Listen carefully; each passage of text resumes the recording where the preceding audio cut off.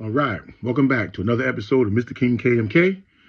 My name is Mr. King. This is where I bring you my Knicks thoughts at the end of every Knicks game, or at least the very next day. All right, so last night the Knicks defeated the Milwaukee Bucks handily. Pretty much did it without a problem. But we have to take note that a couple of days ago we lost to the Atlanta Hawks, a team that's not really going to be there in the end of the season. But at least we gave a good effort, tried to fight our way back, and just didn't have enough down the stretch. As far as in the Milwaukee game, Cat had it going. You kind of want to say he put the Knicks on his back last night, but I think it was just more of the case that he had it going and not so much he took over the game. But nonetheless, without his heroics, we don't win last night. Giannis, they seem to have their problems over there in Milwaukee, trying to adjust, and sometimes it just proves adding Dame Lillard, another superstar, that's not always the formula to success. I mean, you got to be cohesive. You got to be willing to share the ball. You got to be a little bit unselfish, and then everything got to go right. And for them right now, it's not going right. But one thing we know about this league, it's a copycat league, but it's also nobody feels sorry for you. Nobody felt sorry for us last year when our players went down, so nobody's going to feel sorry for the Milwaukee Bucks. We out here balling. So last night, Jalen Brunson, he's not really finding his full rhythm right now, but at least he's not hurting us. He's being a floor general.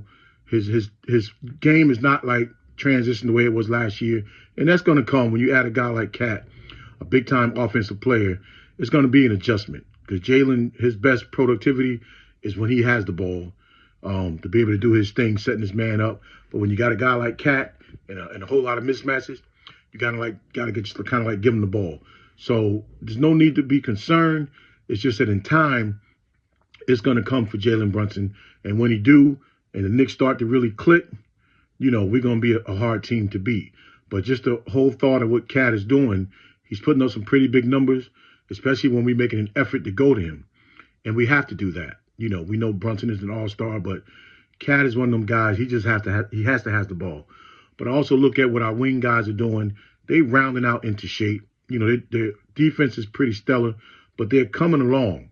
My biggest concern right now is, we can keep Josh Hart in the starting lineup, but I think we need another big out there with Cat because we need to control the boards. And even if it has to be Sims until Precious come back, to me, it don't hurt us having Cat and Sims out there because Cat can score at a big clip, and then all our guys around the perimeter can score at a big clip. So whatever Sims don't give us offensively, that's not going to kill us in the short term.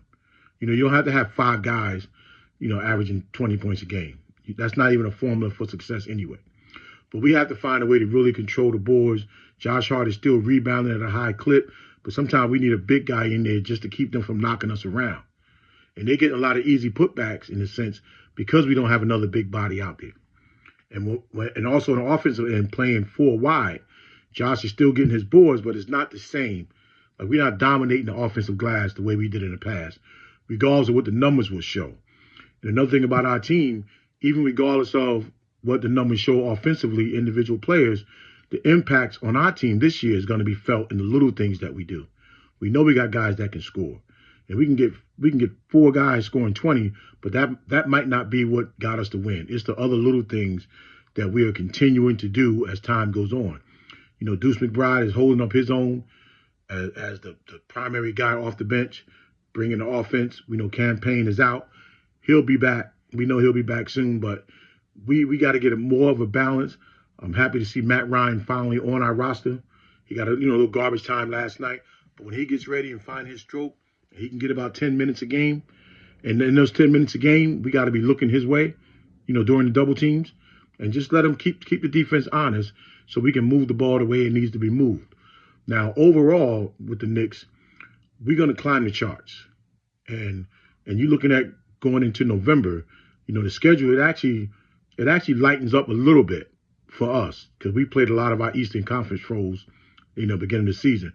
But as the schedule lightens up a little bit in terms of, going out west, bonding, guys starting to get their rhythm as a team, then we're going to start to see where we lie going into December. And by December, you start to see what kind of team that you really have. And then after the trade deadline, your team kind of reinvents itself again. But The Knicks right now, it's good. Even with the early season losses, it's not hurting us. It's not hurting us and it's not killing us because we know how it's all going to come together. And then it's up to Tibbs and the coaching staff to make sure everybody's where they're supposed to be at all times. Because we can't just rely on the jump shot, guys in the corner, things like that. But we got to rely on precise precision ball movement so that guys are getting the ball in their right spot. And it might not be a corner three. In early season, we was doing a whole lot of slashing, and I don't want to see us lose that because that was looking like our edge. Everybody can backdoor to the basket. And when you got a team that can do that, sort of like the Princeton offense, when a team can do that, then that's a team that's hard to beat. And then you add outside shooting on top of that, and now forget about it. Then we're blowing teams out of the water. But last night's win, it was a nice little semi-blowout. It was a nice way to have Town, just step up and be a man out there for us and take charge in the game.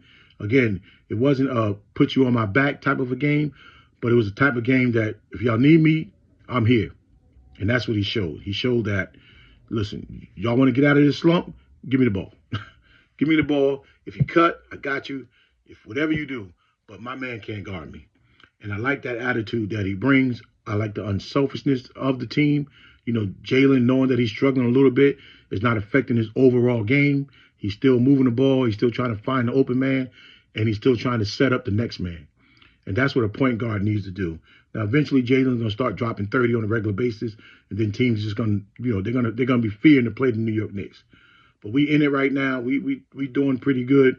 Our numbers show that we're being competitive. We got a whole lot of plus minuses out there on the court. When key guys are out there, good things are happening.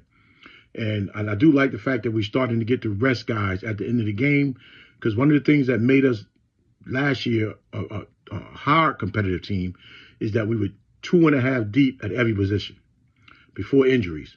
But that's not going to always be the case. But as long as guys are able to step in, and it's not a next man up mentality. It's just step in, fulfill the role 5 or 6 minutes, and let the starters come back in and do their thing. And as we bring in players and players get developed into the New York Knicks system, then it's next man up mentality. But to be realistic, we got 7 strong that we got to rely on right now just to get our cohesiveness together. And as we gel, then we can move on to, other guys and giving people more playing time. Once we establish that, because I'm be honest with you right now, we don't have an identity. We don't have an identity that we left the season with last year, and that's kind of to be expected because of what went out and what came in. Last year was solely Jalen Brunson down the stretch, and whatever he didn't get, then he moved it to the next guy. But now you have a guy like Cat who's used to having the ball at a high clip, and we're just making the adjustment, and we're just finding our way. And I'm certain that we will. And as long as we can stay even or a little bit above until that time comes, nobody can complain about what we're doing out there. Now, yes, we want every win, but we're not going to get that right now. But there's going to come a time where we're going to string together 8, 9, 10 wins in a row, lose one, 8, 9, 10 more in a row. And that's a sign of a good team. I thought last year our keys to the playoffs and a 50-win season was not to have multiple 3-game losing streaks as we did previously. Last year we might have had one, maybe none, but we might have had one. So this year the same thing. Stay away from 3-game losing streaks, especially multiple. And once you do that, now you're an elite team. You find a way to bounce back from a loss, you put it behind you, and you move on to the next one. All right? So like, comment, subscribe. I want to hear what y'all thoughts. I want to hear what y'all think about Cat, maybe moving up as A1, him and Brunson, maybe tied. Who's going to lead this team offensively going forward. But let me know what y'all think. All right? Until next time, peace.